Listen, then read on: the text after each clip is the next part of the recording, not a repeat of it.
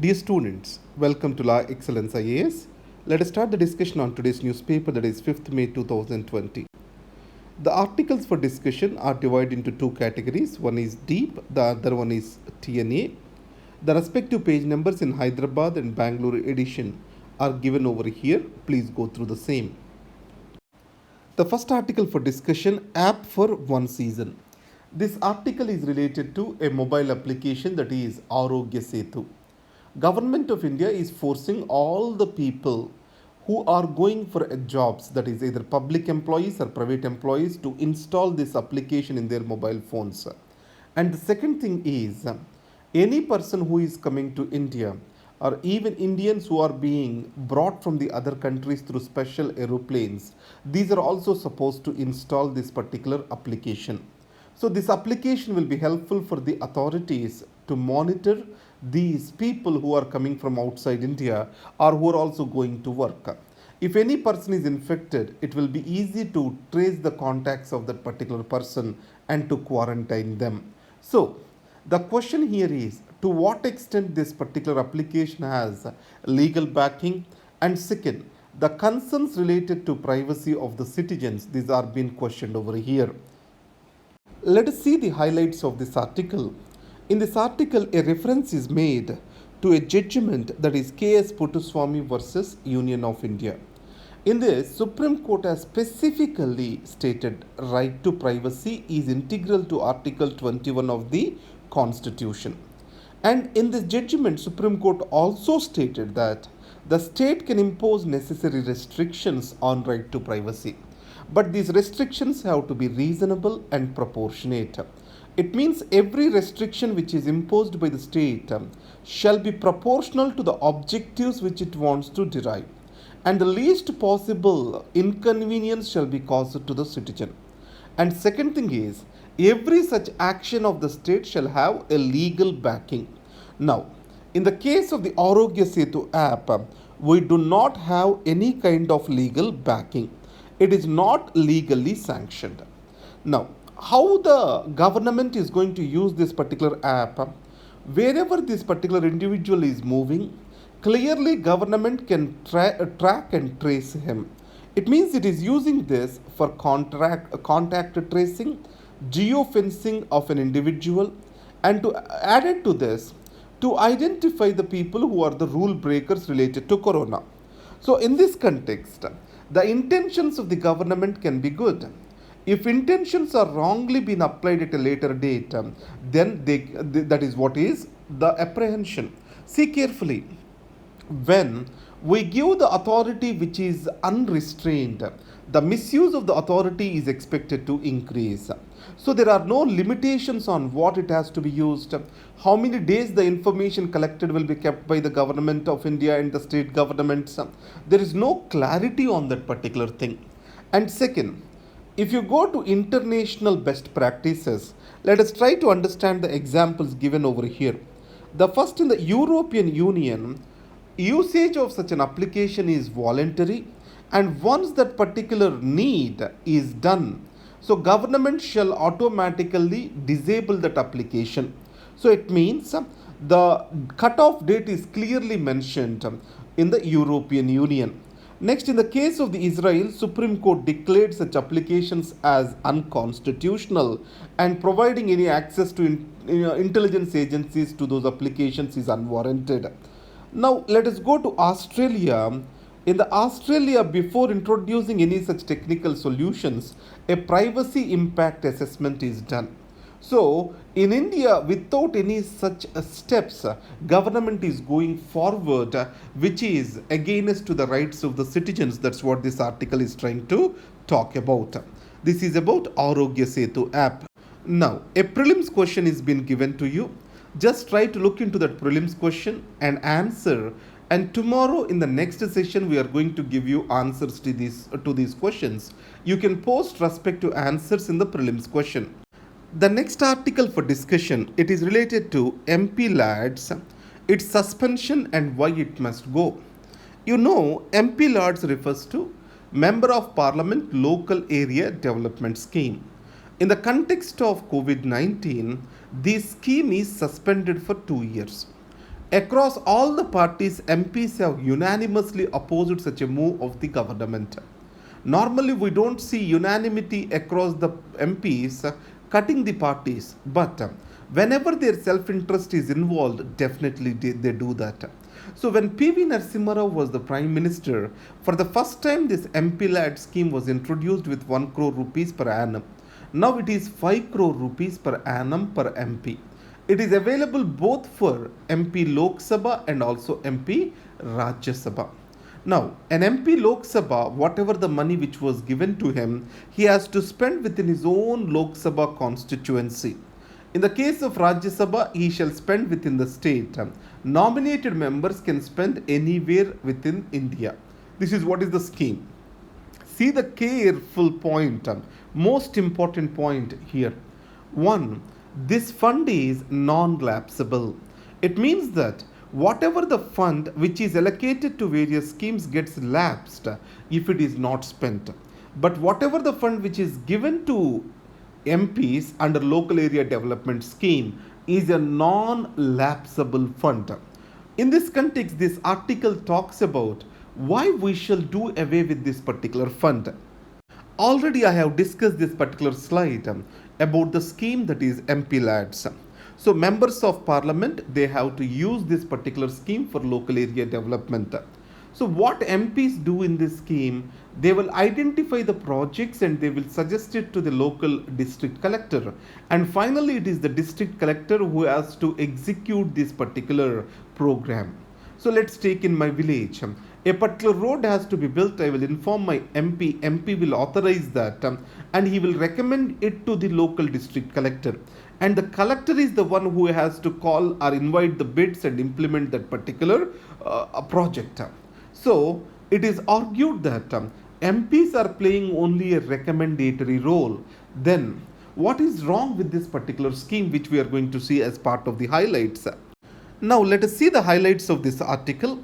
You know that 5 crore rupees is given per annum per MP.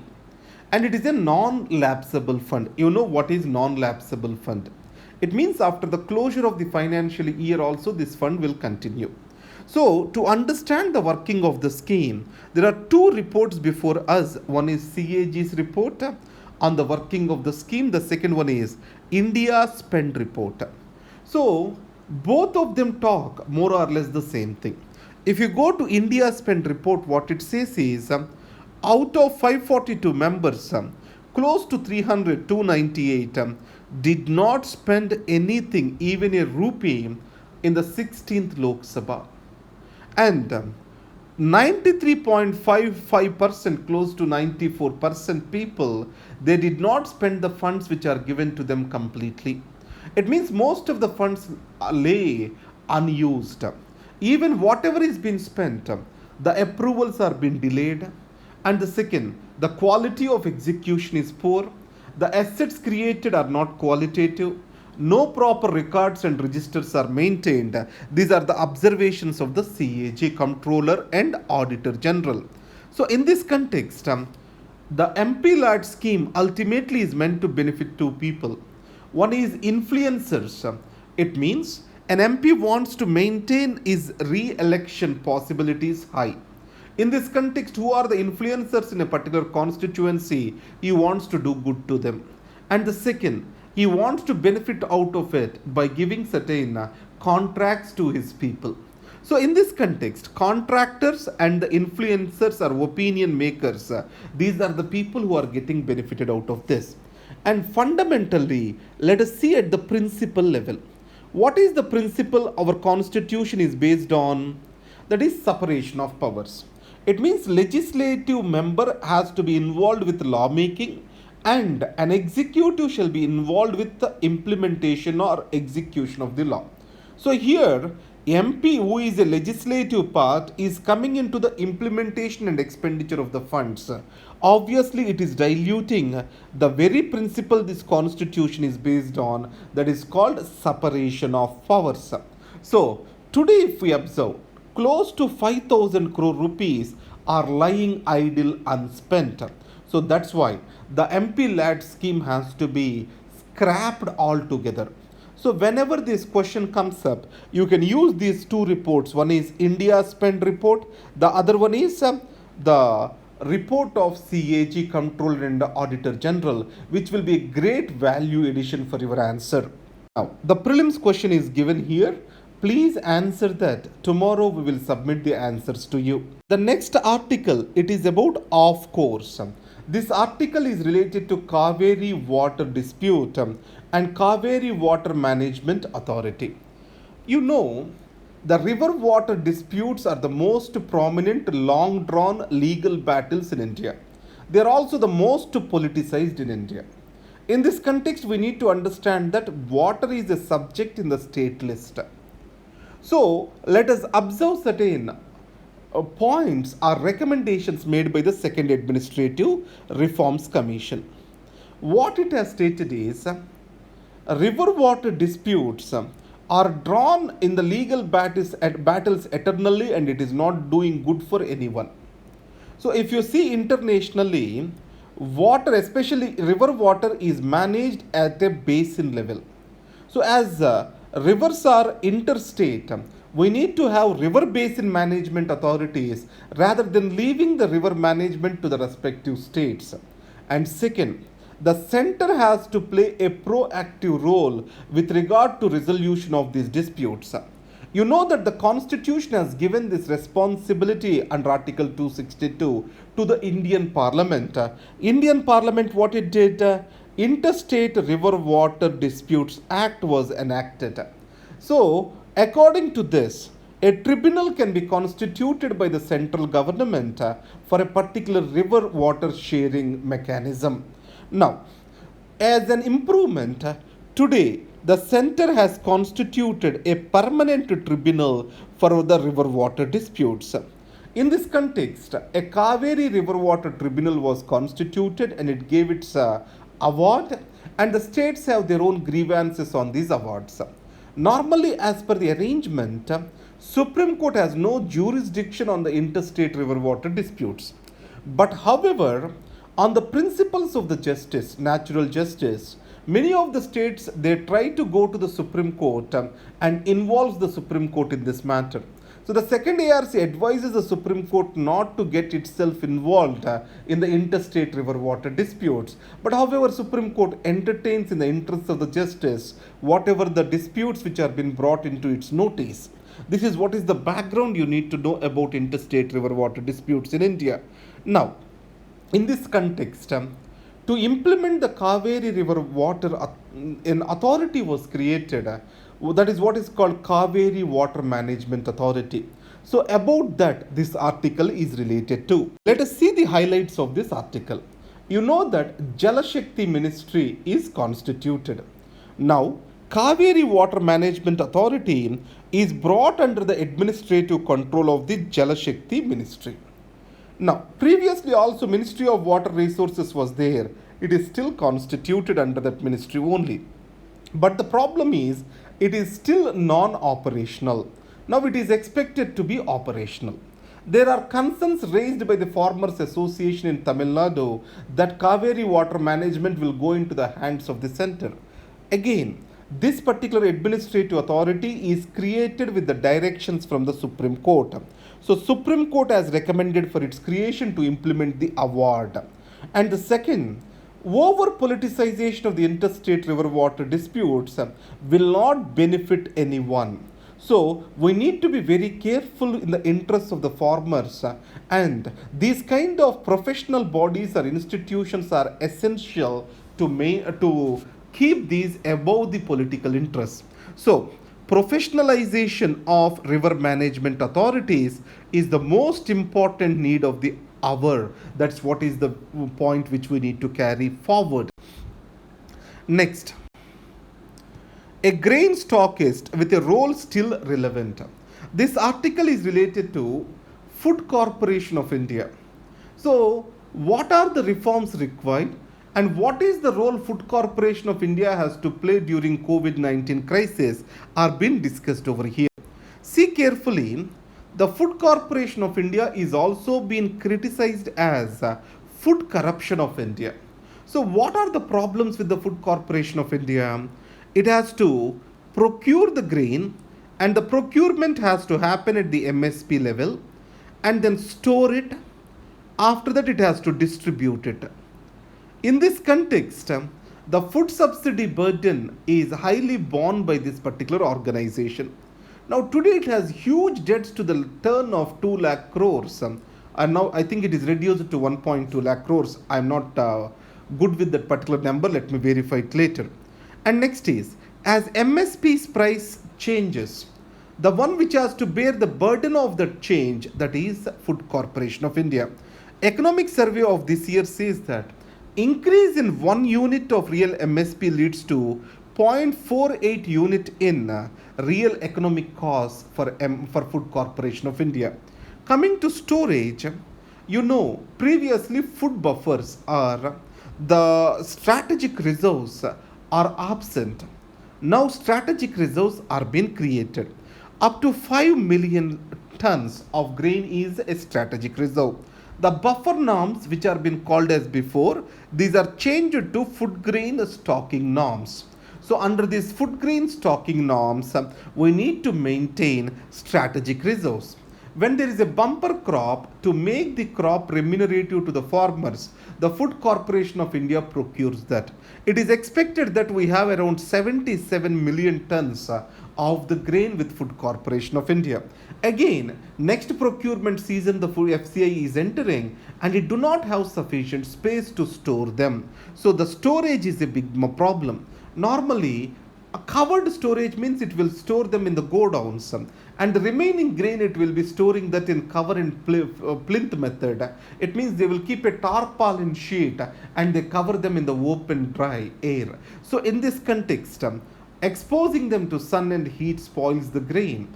And second thing, there is lot of corruption in handling these food grains, and in this context, there are human rats which are consuming the grain. That is what has been stated by former FCI chairman. So we need to understand the article in this particular context. The Food Corporation of India is coming in the midst of the criticism, and it is stated to have outlived its utility. Why it has outlived its utility? It was constituted in 1964. The purpose then was to provide for the food security, to provide for a food distribution network. Today that is not existing, that particular problem is not existing. We have sufficient markets which are developed throughout the length and breadth of the country. And the food subsidy is increasing because of the centralized nature of the operations of Food Corporation of India. So that's why this centralization is leading to lot of inefficiency, and this inefficiency is leading to cost overruns of Food Corporation of India. In this context, let us see the highlights of this article. When you come to the highlights of this article, first understand, even today Food Corporation of India depends upon rail transport. But however, to reach to the nook and corner of the country, the road transport is better. So it has to change the way how it transports the grains. And the next is where the grain is to be placed. As of now, grain is placed in the state headquarters close to the consumption points, city urban consumption points. So today, in the midst of the COVID-19, the workers, that is migrant workers, they are going to the villages. So when you store them at the dispensation points, obviously the cost of operation will be very less. So in this case, we have to ensure a decentralized procurement. Decentralized procurement means let us give the authority to the state governments to procure the grain. Let us store this particular grain at the district levels or mandal levels where the nutritional deficiencies exist. So that's why the Food Corporation of India has to develop a pre-positioning strategy where the grain has to be positioned close to the spending or utilization area. And the third most important thing is, we have to see the Food Corporation of India's utility and Food Corporation of India's strategy beyond public distribution system and Pradhan Mantri Garib Kalyan Yojana. Now under Pradhan Mantri Garib Kalyan Yojana, FCI is providing for the grain to the states. If we see beyond that, let the state procure liberally the grain from Food Corporation of India. And next, food producers organizations are there. So a help can be provided by Food Corporation of India to these particular organizations. How it can do that? Let's take to produce the grain, etc. Now the movement is arrested, and the Food Corporation of India, which can have the free movement throughout the length and breadth of the country, can help the farmers specifically in this. It can provide for the market access to the farmers. The reason is much of the crop which is produced by the farmers is lying idle in the field, and many of the horticultural crops are getting spoiled. So that's why in providing the market access to the farmers' produce, that's where Food Corporation of India can play a major role. And the next is, with regard to Shanta Kumar report, it has clearly stated that Food Corporation of India shall get more and more specialized. It means it has to be more advisory and research kind of institution helping the states. It has to step in only whenever there is a distress sale, not in all the circumstances. So let in the normal circumstances states procure the grain, and Food Corporation of India monitor the standards of procurement. And next is, if distress sale is there in the farmers when the sales are below MSP, that's where Food Corporation of India can intervene. That is what Shanta Kumar report has clearly stated. And today, Food Corporation of India has debts to the tune of 2.55 lakh crore, which the central government has to address. And the next, proactively Food Corporation of India has to liquidate the grains which it has. And second, here one more policy, that is first in first out policy, FIFO policy. What does this mean, first in first out policy? The grain which comes first to the godown will be dispersed first. So in this context, it is not very efficient strategy. So let's take, today we have procured something in Nalgonda. Let us disperse that the next day in the Nalgonda itself. It has to go all the way to the central godown. And after 2 years or 3 years, after the existing ration or existing stocks are over, this comes for distribution. Because of this over centralization, the inefficiency is being caused. So the first in first out that has to be solved. So procure locally, disperse locally, that is has to be the slogan. That's what this article talks about. Now let's come back to TNA. The first article for discussion is, states with high swine flu rate record most COVID-19 cases. You know, swine flu is caused by H1N1. It was the previous prelims question. Now we are finding some patterns between the infections of swine flu and COVID-19. Let us see this in this article. What this article states is, the states which are got worst affected, Maharashtra, Gujarat and Delhi, by swine flu also got worst affected by COVID-19. It means a person or else in a particular locality, if there is higher swine flu incidence, the COVID-19 incidence is also expected to be high. The viruses are expected to be genetically related to each other. That is what is being stated over here. Now, the prelims question is given, which I am not discussing today, and please try to answer it. The next article for discussion is, India flays nod for Gilgit Baltistan polls. You know that the Supreme Court of Pakistan has spoken about these polls in Gilgit Baltistan region. So see carefully, it belongs to erstwhile Kashmir province. So it means Raja Hari Singh has signed instrument of accession to India. This also has to come to India. Then the British residents who are stationed there, they played certain havoc, and finally it went into the hands of Pakistan. So previously it was a provincial autonomous region. Today, once elections are being held, it is expected to go directly into the central government rule over there.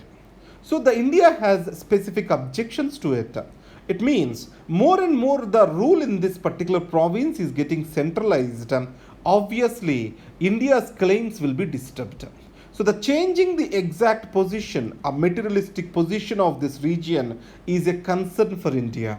India expresses Gilgit Baltistan as the part of its erstwhile Kashmir, and Pakistan claims the sovereignty over this region. Now it falls into the POK, Pak occupied Kashmir region. So that's what we stated. This is what we call Gilgit Baltistan region. The next article, PM slams Pakistan in virtual norm meeting. So norm stands for non-aligned movement. So in the norm, you remember one thing. It is not a third bloc. Norm is meant to maintain the sovereignty and independence of newly independent countries. So when Cold War is in its peaks, the norm has come into existence. That's why it is normally stated that norm is a phenomenon of Cold War. Once the Cold War has come to an end, norm has lost its relevance. Nothing like that. Norm objective, as unambiguously stated by Pandit Nehru, Nasser, Sukarnoputri, is that it is meant to maintain sovereignty and strategic autonomy of the developing countries, third world countries. So that's why till the third world countries have the issues of strategic autonomy, the norm will have its own relevance. And one of the foreign policy achievements of India can be attributed to norm. Such a norm meeting virtually happened, and Prime Minister of India has clearly stated the terrorist adventures of the Pakistan and blamed the Pakistan for its actions. The next article, Supreme Court to hear pill on food security for all. So with regard to this article, that is Jairam Ramesh has filed a pill in the Supreme Court. See, there was a judgment, that is Swaraj Abhiyan 2 versus Union of India case. In this judgment, what Supreme Court stated is, even if there are no ration cards or requisite identities, food grains have to be given to the people who are in distress. So in this scenario, COVID-19 has caused joblessness and distress across the population. Rather than seeing for identity verification, food grains have to be provided liberally, and food security for all has to be our goal. That is what the pill made by this Jairam Ramesh in Supreme Court. So these are articles for discussion today. Thank you very much and all the best.